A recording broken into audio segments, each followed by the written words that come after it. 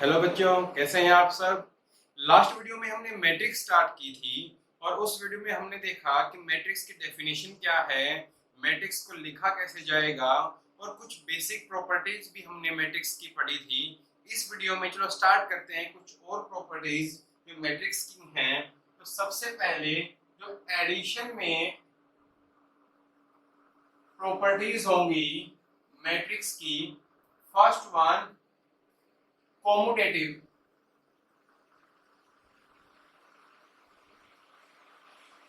The addition of the matrix is commutative.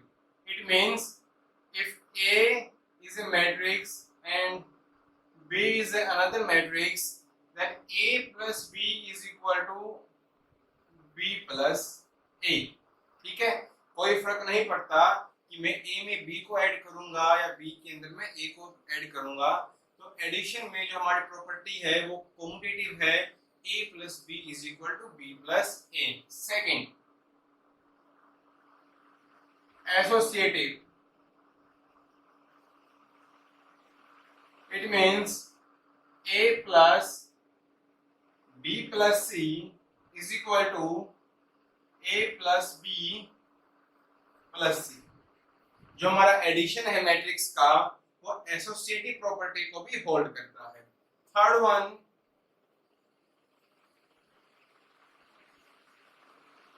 Existence of additive identity. हमने additive identity के बारे में 11th में भी बात की थी कि एडिटिव आइडेंटिटी होती क्या है। एक ऐसा एलिमेंट जो मैं किसी में प्लस करूं तो वो अपनी जो आइडेंटिटी है उसको लूज ना करे। फॉर एग्जांपल, अगर 5 में मैं ऐसा क्या प्लस करूं कि वो अपनी आइडेंटिटी लूज ना करे, तो आंसर होगा 0। 5 में मैं 0 प्लस करूंगा जिसकी वजह से जो 5 की आइडेंटिटी है वो लूज नहीं होगी, उसी को बोलते हैं एडिटिव आइडेंटिटी। एडिटिव का मतलब प्लस से होगा और आइडेंटिटी का मतलब होगा कि प्लस करने के बाद वो चीज हमारी ऐसी की ऐसी रहनी चाहिए। अगर मैं मैट्रिक्स के बारे में बात करूं, let A be a matrix, इसके अंदर मैं क्या प्लस करूं कि मुझे आंसर ए ही मिले, तो मेरा आंसर होगा 0। और मैट्रिक्स के केस में 0 को हम बोलते हैं नल मैट्रिक्स या फिर जीरो मैट्रिक्स, जिसको मैं कैपिटल ओ या बड़े 0 से डिनोट करता हूं। जिस तरह बच्चों x में x प्लस होगा, y में y प्लस होगा, ठीक उसी तरीके से एक मैट्रिक्स में दूसरी मैट्रिक्स प्लस होगी। एक मैट्रिक्स को मैं स्केलर से मल्टीप्लाई कर सकता हूं, एक मैट्रिक्स को मैं स्केलर प्लस नहीं कर सकता। दो मैट्रिक्स प्लस हो सकती हैं, दो मैट्रिक्स आपस में माइनस हो सकती हैं, मैट्रिक्स में मैट्रिक्स ही ऐड होगी।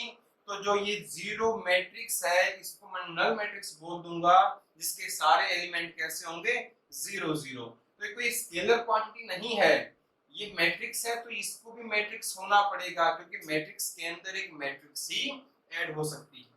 ये था हमारा एडिटिव आइडेंटिटी कि मैं ऐसा क्या ऐड करूं कि जो मेरी मैट्रिक्स है वो अपनी आइडेंटिटी लूज ना करे। तो उसका आंसर हो जाएगा 0 मैट्रिक्स या null matrix. Now fourth one, existence of additive inverse। So additive inverse क्या है? एडिटिव का मतलब अगेन प्लस के साथ होगा। इसका मतलब ये होगा कि मैं कोई मैट्रिक्स ए है उसके अंदर क्या प्लस करूं कि मुझे एडिटिव आइडेंटिटी मिल जाए। तो एडिटिव आइडेंटिटी मेरी क्या थी? 0। मुझे 0 मिल जाए, मुझे नल मैट्रिक्स मिल जाए। तो ए में मैं क्या ऐसा ऐड करूं कि मुझे नल मैट्रिक्स मिले? मेरा आंसर होगा माइनस ऑफ ए। ठीक है, और माइनस ऑफ ए का मतलब क्या होता है कि ए के अंदर जितने भी एलिमेंट है सबकी माइनस के साथ मल्टीप्लाई। फॉर एग्जांपल, अगर ए मेरी मैट्रिक्स है 3 7 2 -1, तो माइनस ऑफ ए हो जाएगा -3, -7, -2 and 1. Simply multiply of A with -1.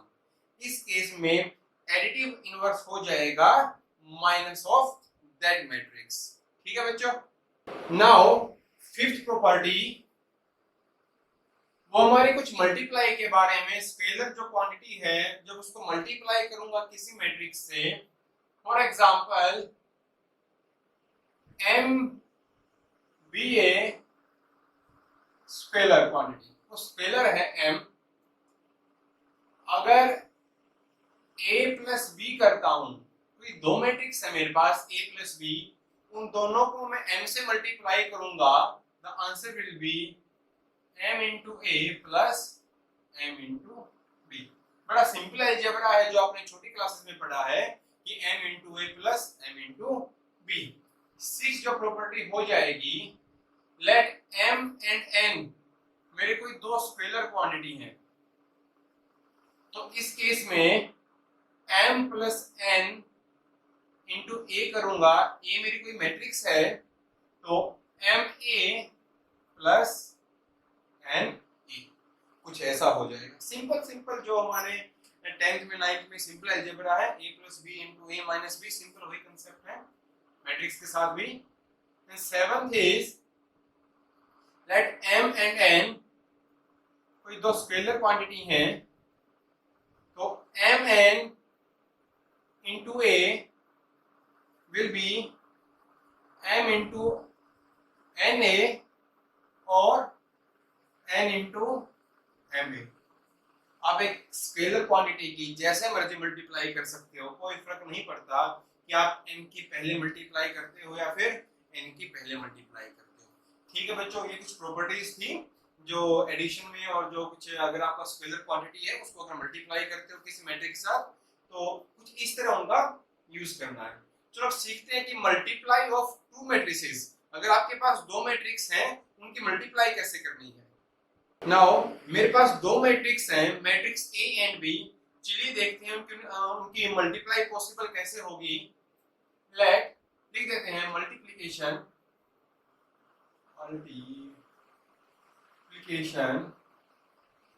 Of matrices. Let we have two matrices, matrix A, for example A, B, C, D, and matrix B, E, F, G, H. ठीक है, इसका order हो जाएगा 2 cross 2 और इसका भी ऑर्डर होगा 2 cross 2. तो चलिए देखते हैं कि मल्टीप्लाई एग्जिस्ट कब करेगी, या मल्टीप्लाई जो आपकी है वो डिफाइन कब कब हो पाएगी. अगर कोई मेरी मैट्रिक्स है A, उसका ऑर्डर है m इंटू n. अगर कोई मैट्रिक्स है B, उसका ऑर्डर है n इंटू p. ठीक है. अब if the number of columns in first matrix is equal to number of rows in second matrix are equal, then हम बोल सकते हैं कि A और B की मल्टीप्लाई पॉसिबल है, A भी हमारा डिफाइन हो सकता है. आई रिपीट, अगर पहली मैट्रिक्स का हमने ऑर्डर भी मेंटेन करना है, ऐसा नहीं होगा B A is equal to A B, ऐसा नहीं होगा. उसकी प्रॉपर्टी भी देखेंगे, अभी जो मल्टीप्लाई की प्रॉपर्टी है वो भी बात करेंगे. लेकिन अब देखते हैं कि पॉसिबल कब कब होगा.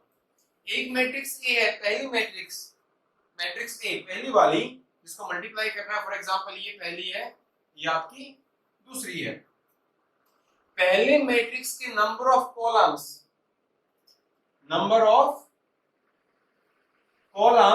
Of first matrix is equal to number of rows of second matrix. अगर इसका बाद वाला और इसका पहले वाला इक्वल है तो मल्टीप्लाई उनकी पॉसिबल है, मतलब ए बी मेरा आंसर निकल आएगा। अब मैं जब दो मैट्रिक्स की मल्टीप्लाई करूंगा, जो रिजल्टिंग आंसर आएगा मेरा वो भी एक मैट्रिक्स होगा, ठीक है। जैसे 2 + 2 4, 2 भी मेरा रियल नंबर है, 4 भी मेरा 2 भी मेरा रियल नंबर है, तो आंसर भी मेरा रियल नंबर आ गया। ऐसे ही ए भी मेरी एक मैट्रिक्स है, बी भी एक मेरी मैट्रिक्स है। अगर मैं दो मैट्रिक्स की मल्टीप्लाई करता हूं, जो मेरा आंसर आएगा वो भी एक मैट्रिक्स होगा। तो जो मेरी ए बी मैट्रिक्स होगी उसका ऑर्डर क्या होगा, जो बच गया दोनों में वो लिख दीजिए, पहले का रो एंड दूसरे का कॉलम। मतलब ये resulting order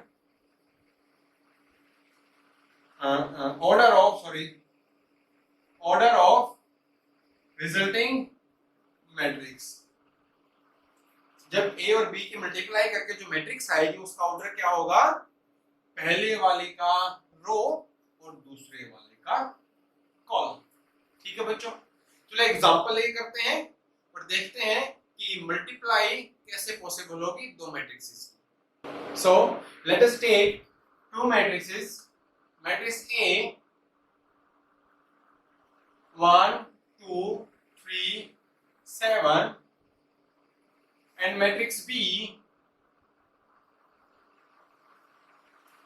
1 3 2 5.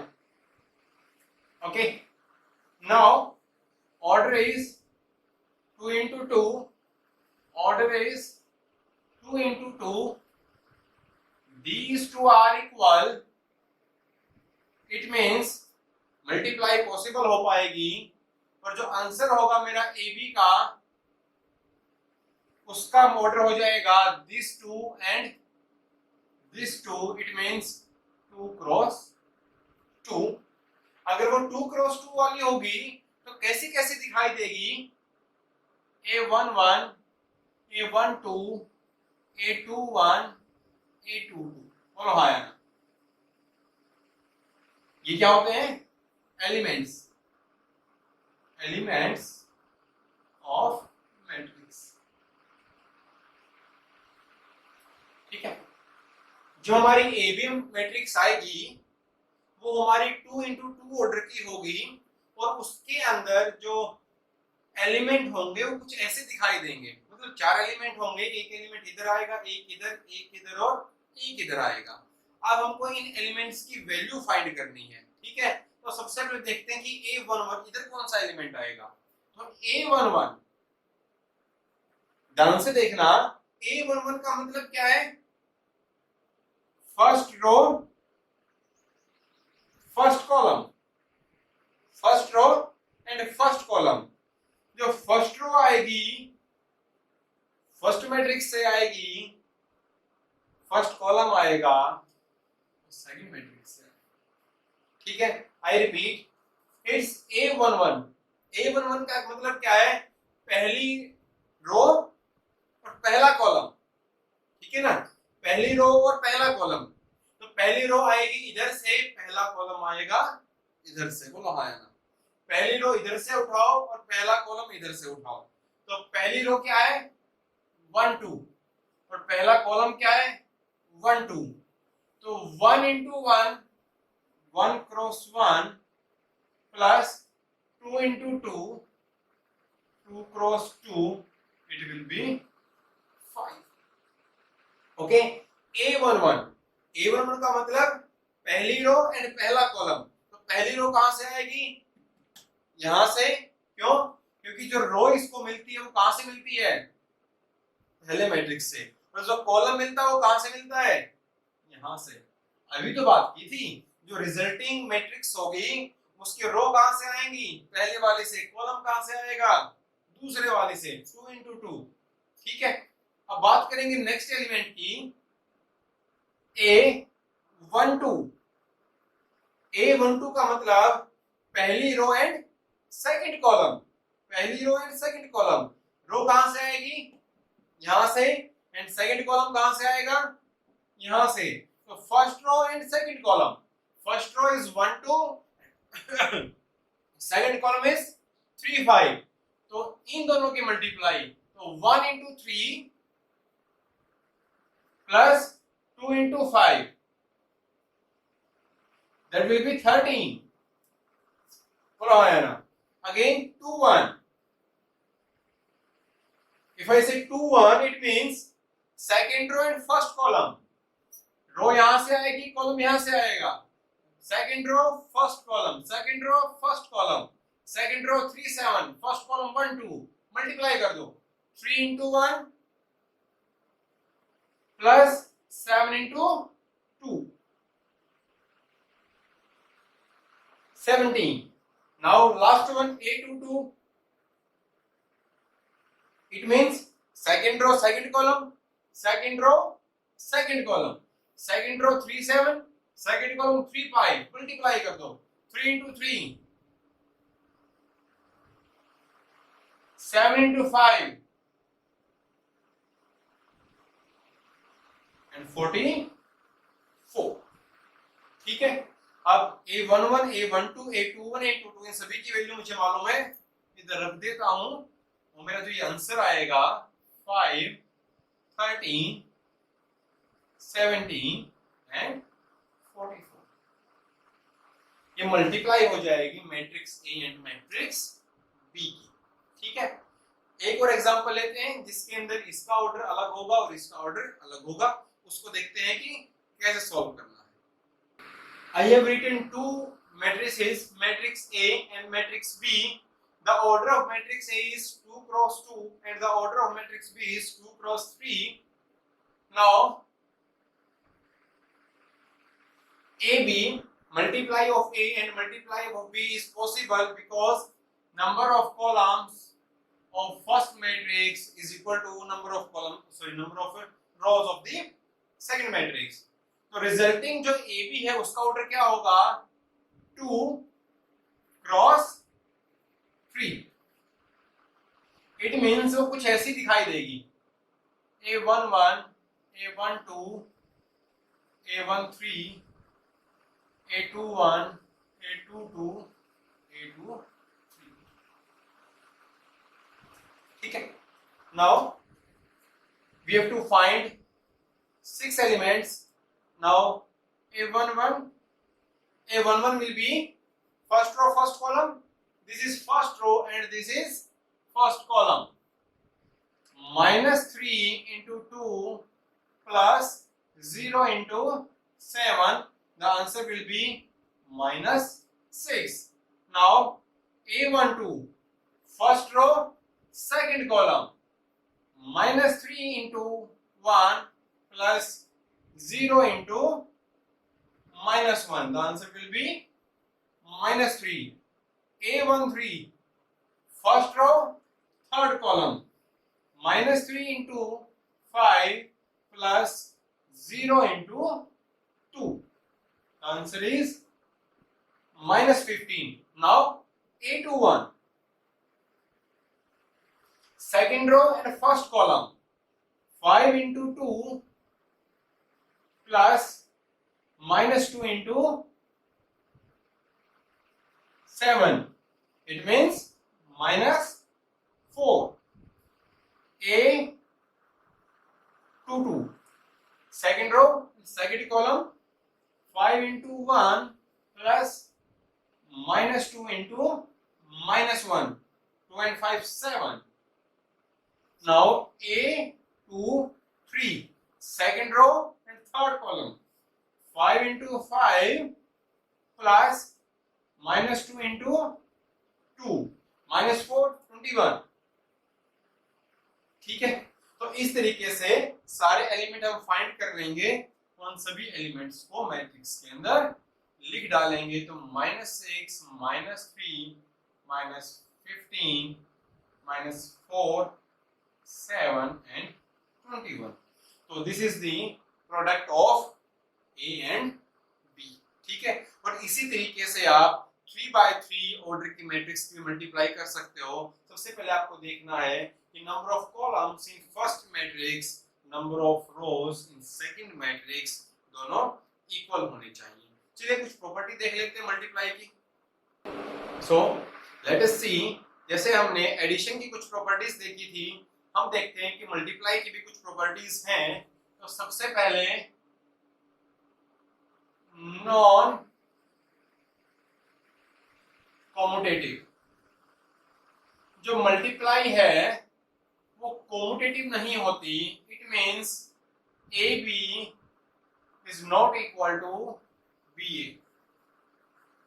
A B is not equal to B A, लेकिन एक केस है, if A and B are two diagonal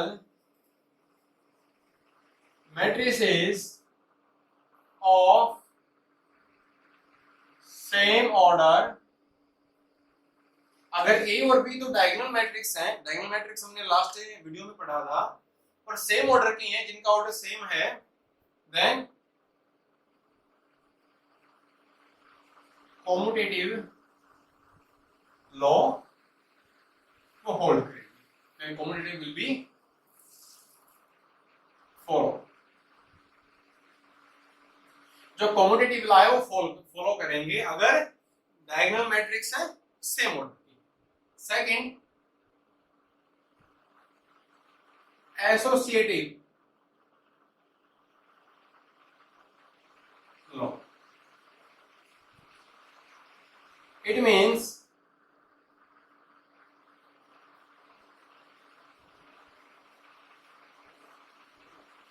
A into BC is equal to AB into C if they define, if they are defined। अगर ये तीनों define है, BC भी defined है, AB भी डिफाइंड है, इस केस में ये एसोसिएटिव है। और डिफाइन होने के लिए क्या जरूरी है? वही वाली बात कि पहले वाले का कॉलम और दूसरे वाले की रो सेम होनी चाहिए। वही डिफाइन मैट्रिक्स का प्रोडक्ट डिफाइन होने के लिए वही जरूरी चीजें हैं, ये एसोसिएटिव लॉ भी होल्ड करता है। Third one, distributive law. Distributive law क्या बोलता है? A plus B into C is equal to A B plus B C. ठीक है बच्चों, a plus B into C is equal to A B plus B C. तो ये property है जो डिस्ट्रीब्यूटिव लॉ बोलता है, जो हमारा मल्टीप्लाई जो मैट्रिक्स की है जो वो होल्ड करती है। ठीक है, next one, existence of multiplicative identity.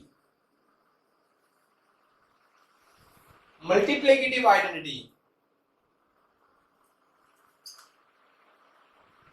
Multiplicative identity जैसे एडिशन में हमने पढ़ा था कि मैं किसी नंबर में क्या ऐड करूं कि वो अपनी आइडेंटिटी लूज ना करे, तो आंसर था मेरा 0।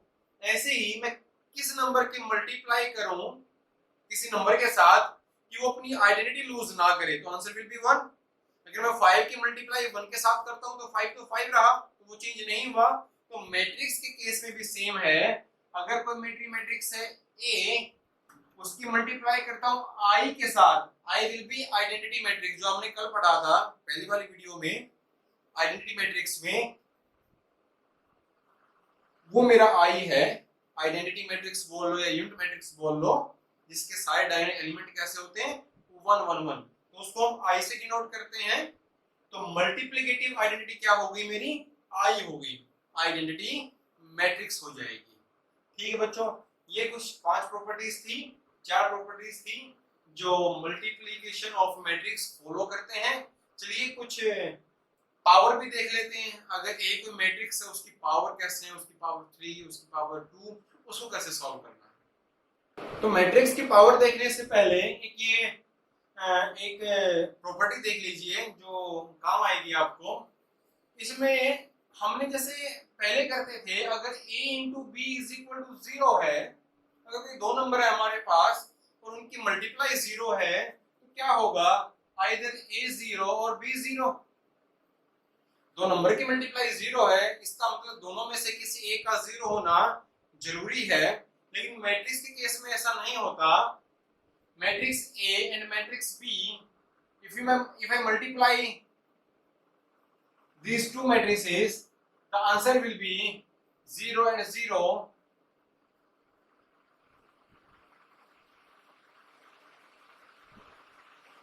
Finally, one big 0. A भी मेरा नल मैट्रिक्स आया, जीरो मैट्रिक्स आई। हालांकि ना A 0 था और ना ही B 0 था। तो इस बात को याद रखना, अगर A इंटू B 0 है, इसका यह मतलब बिल्कुल नहीं है कि A और B दोनों में से कोई एक मैट्रिक्स 0 होगी। हो भी सकती है और नहीं भी हो सकती, ऐसा जरूरी नहीं होगा। नाउ लेट अस सी, अगर किसी मैट्रिक्स की कुछ पावर है 1 2 3 4 5, उसको सॉल्व कैसे करते हैं। एक प्रॉपर्टी देख लीजिए, a रेज़ टू पावर 2 होगा a into a raise to power 3 होगा a square into a raise to power 4 होगा a cube into a raise to power n हो जाएगा a raise to power n minus 1 into a। तो इस format को हम follow करेंगे और हमने एक एग्जांपल लिया है। Let us take A is equal to a 2 by 2 matrix और फंक्शन है मेरा x square plus x minus 1 and we have to find f of a। अगर fx ऐसा है तो f of a हो जाएगा मेरे पास a square plus a minus 1, मतलब मुझे इसकी वैल्यू निकालनी है। तो इसके वैल्यू निकालने के लिए सबसे पहले मुझे a स्क्वायर निकालना पड़ेगा। तो a स्क्वायर हो जाएगा मेरा a into a, it means इस मैट्रिक्स की मल्टीप्लाई खुद के साथ ही जो मैंने पहले से निकाल के रख ली है। तो a इंटू a आया मेरा 1 2 2 5। अगर मैं ये वैल्यू इसमें पुट करता हूं तो मेरा f ऑफ a हो जाएगा a स्क्वायर 1 2 2 5 प्लस ये हो जाएगा मेरा जो मेरी गिवन मैट्रिक्स है एंड माइनस 1। अब मैंने आपको बताया था कि मैट्रिक्स में मैट्रिक्स प्लस होती है, मैट्रिक्स से मैट्रिक्स ही माइनस होती है, लेकिन स्केलर माइनस नहीं हो सकता। इसके आगे मैं i की मल्टीप्लाई कर दूंगा। i मेरी क्या थी, आइडेंटिटी मैट्रिक्स, जो मैंने अभी पढ़ाया था कि मल्टीप्लिकेटिव आइडेंटिटी, कि मैं क्या मल्टीप्लाई करूं कि वो अपनी आइडेंटिटी लूज ना करे। तो वो i है मेरा, मतलब ये i लगा के मैंने इसको मैट्रिक्स बना दिया। कैसे, मान लो 2i का मतलब क्या हो जाएगा 2 1 0 0 1, ठीक है। और इसका ऑर्डर 2 by 2 ऑर्डर क्यों है, क्योंकि इन दोनों का 2 by 2 है। अगर ये दोनों 3 by 3 की होती तो इसका ऑर्डर भी 3 by 3 हो जाता। तो 2i का मतलब हो गया 2 0 0 2, ठीक है। 2x स्केलर क्वांटिटी थी, उसको मैट्रिक्स बनाने के लिए i की मल्टीप्लाई करी। i होती क्या, आइडेंटिटी मैट्रिक्स 1 0 0 1, और इसका ऑर्डर क्या रहेगा, इसका ऑर्डर वही रहेगा जो बाकी इक्वेशन में जो बाकी मैट्रिक्स है उनका ऑर्डर है। अगर ये 3 by 3 की होती तो इसका भी मैट्रिक्स का ऑर्डर 3 by 3 हो जाता। तो 2a हो गया 2 0 0 2, तो इधर लिख दूंगा 1 है तो सिंपली 1 0 0 1। तो फाइनली आंसर मेरा आया 1। और हाँ वही बात, प्लस कैसे करना है, कोरस्पोंडिंग एलिमेंट में कोरस्पोंडिंग एलिमेंट ऐड करना है। 1 plus 0 1 minus 1 0, 2 plus 1 3 minus 0 3, 2 plus 1 3 minus 0 3, 5 plus 2 7 minus 1 6। Now this is the required answer। तो बच्चों ये कुछ तरीके हैं जो आपको किसी भी मैट्रिक्स की जो पावर है उसको सॉल्व करने में आपको यूज करने हैं। तो ऐसे बच्चों आपको किसी भी मैट्रिक्स की पावर है वो आप सॉल्व कर सकते हो। तो इस वीडियो में हमने देखा कुछ प्रॉपर्टीज के बारे में जो मैट्रिक्स की थी, प्लस मल्टीप्लाई मैट्रिक्स की कैसे करनी है। ठीक है, आप घर पे बैठ के जो मल्टीप्लाई है उसकी प्रैक्टिस करें। गलतियां होने के चांसेस होते हैं स्टार्टिंग में, तो अच्छे से आप उनकी प्रैक्टिस करो और जो भी प्रॉपर्टी बताई गई है उनको एक बार रिवाइज कर लो, उनकी याद कर लो। ठीक है बच्चों, नेक्स्ट वीडियो में हम पढ़ेंगे इनवर्स का, स्क्यू सिमेट्रिक मैट्रिक्स का, ट्रांसपोज का। तो इस वीडियो के लिए इतना ही। नेक्स्ट वीडियो में हम थोड़ा सा इसको और आगे से पढ़ेंगे।